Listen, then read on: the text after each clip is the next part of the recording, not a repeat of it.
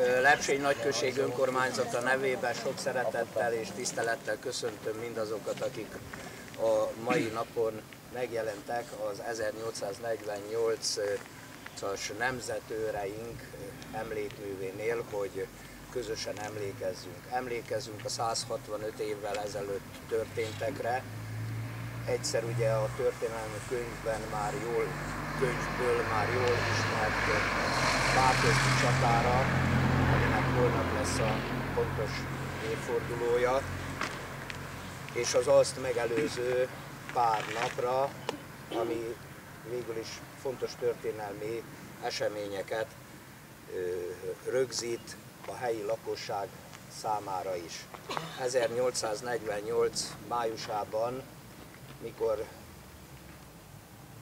délről a horvát-szerb csapatok hazánkra törtek az osztrák kamara bújtatásának következtében, ugye Róth, Filipovics tábornokok közel 50 000 fős sereggel indultak meg Buda elfoglalására, és céljuk az volt, hogy a magyar kormányt megbuktassák, és a magyar március 15-i forradalom következtében kialakult független államunkat megdöntsék. Most ezek a hadtestek, csapatok két irányban indultak Budára, az egyik fele a jól ismert hadiúton, ami Siófok, Lepsény, Bolgárdi, Székesfehérvár és hadd ne soroljam útvonalon ment, a másik része, az úgynevezett jobb szárnya, 15 000 emberrel pedig egy kicsit délebbre tőlünk, pár kilométerre, Ozorán, Pálozon, Soponyán, Tácon keresztül vonult. Ahhoz, hogy a 1848. szeptember 29-i Pákozdi csata sikeres magyar győzelemmel végződjön, ahhoz nagyon-nagyon fontos események zajlottak településünkön is, ezt tudni kell, hiszen pár nappal 29-e előtt, 26-án pontosan egy futárpostát küldött Róth tábornok Székesfehérvárról Filipovics tábornoknak, aki ugye a jobb szárnyon haladt, hogy hol és mikor lesz a csapategyesítés.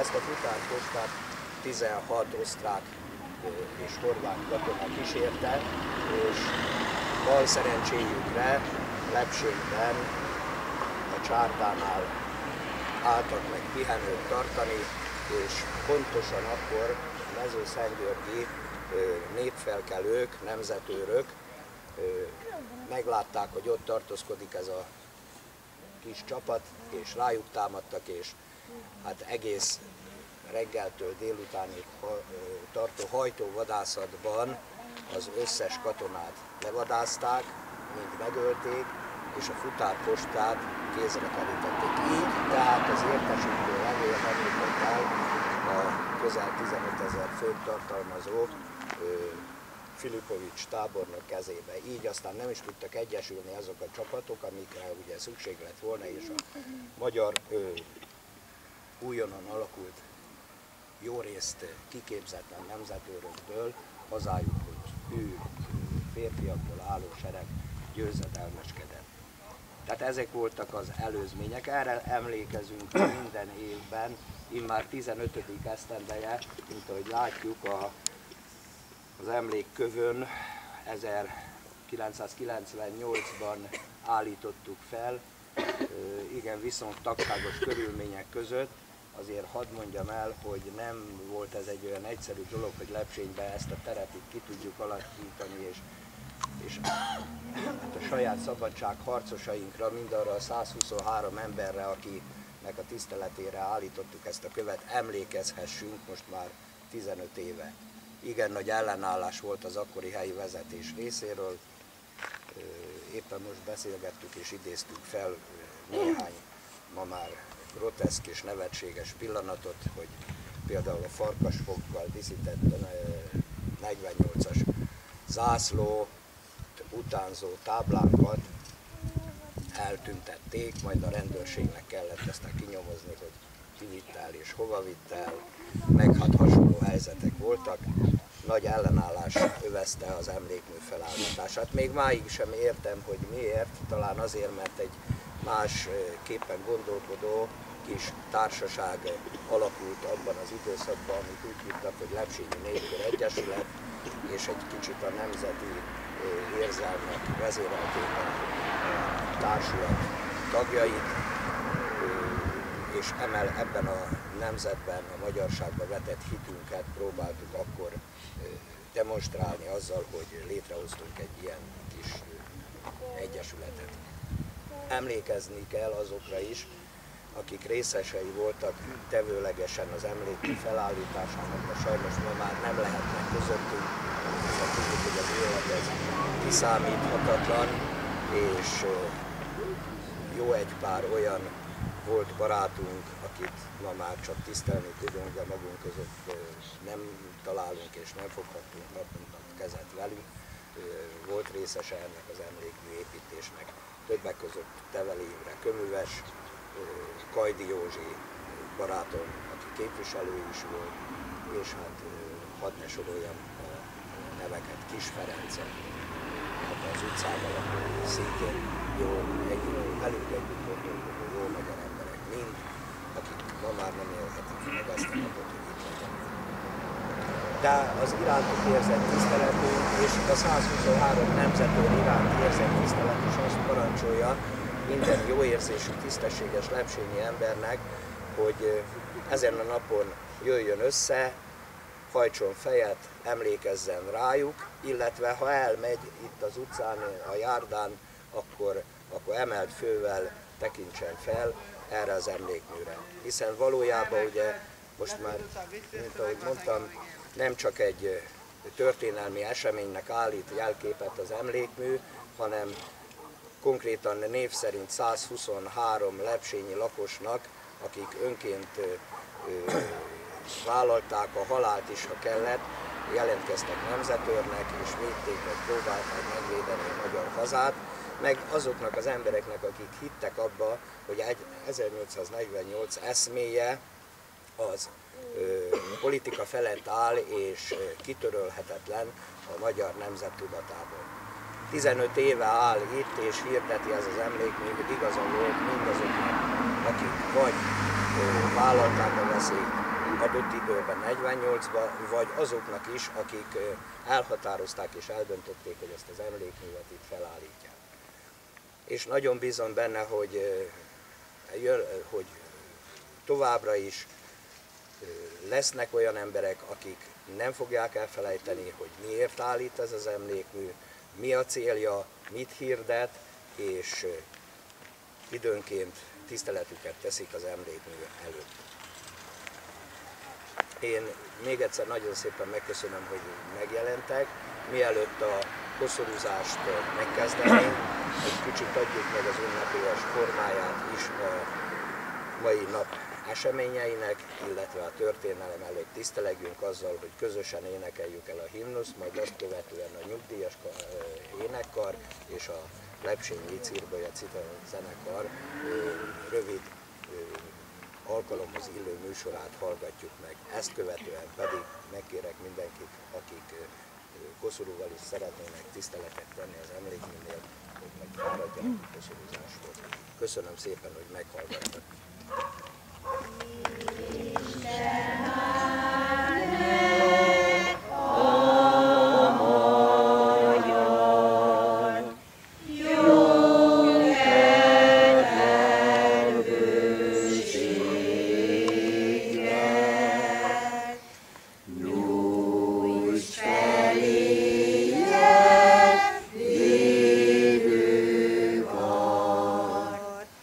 Happy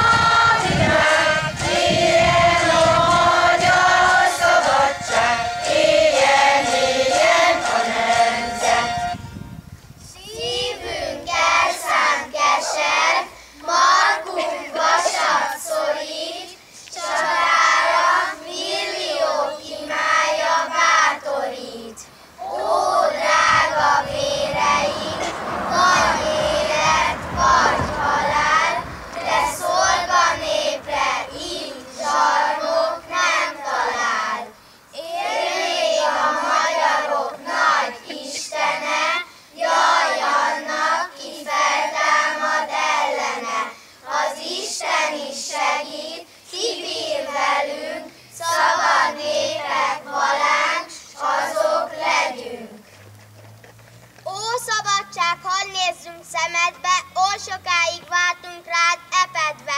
Annyi éjjel által, mint kísértett, bolygott a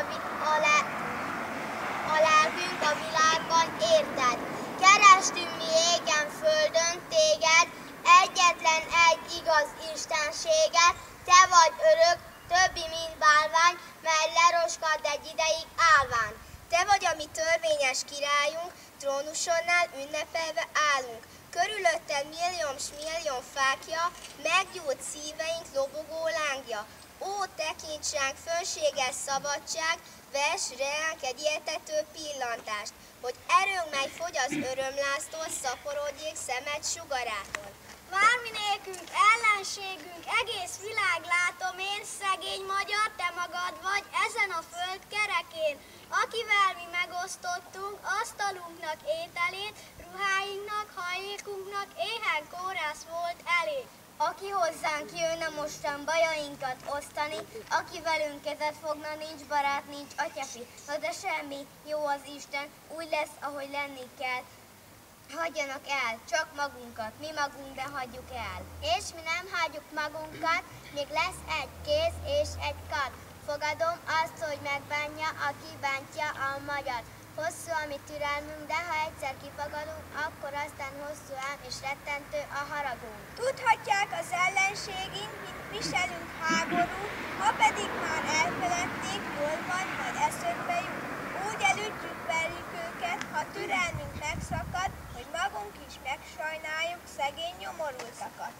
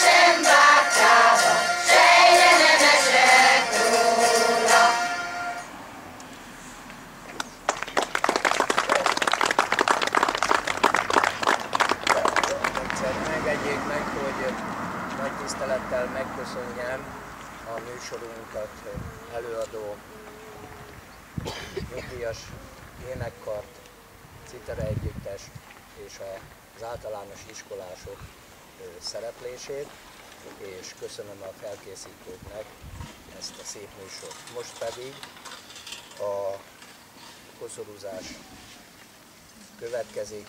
Elsőként az önkormányzat helyezi el koszorúit, majd azt követően intézményeink, egyesületeink és pártjaink koszorúznak. Kérem a koszorúzni kívánókat, jöjjenek a koszorúhoz. Köszönöm szépen!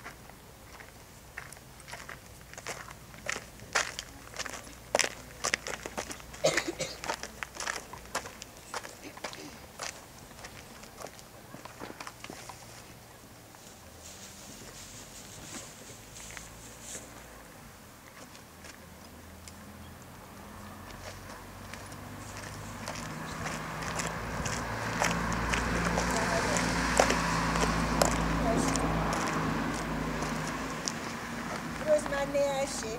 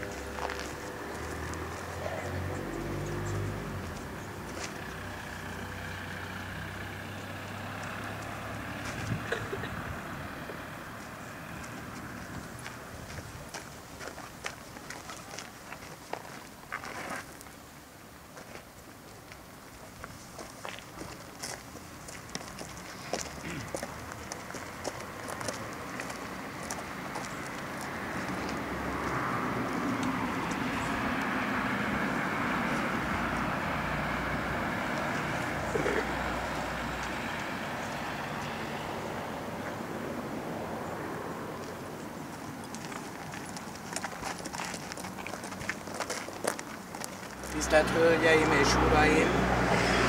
A köszönuzással a mai ünnepélyes megemlékezésünket befejezzük.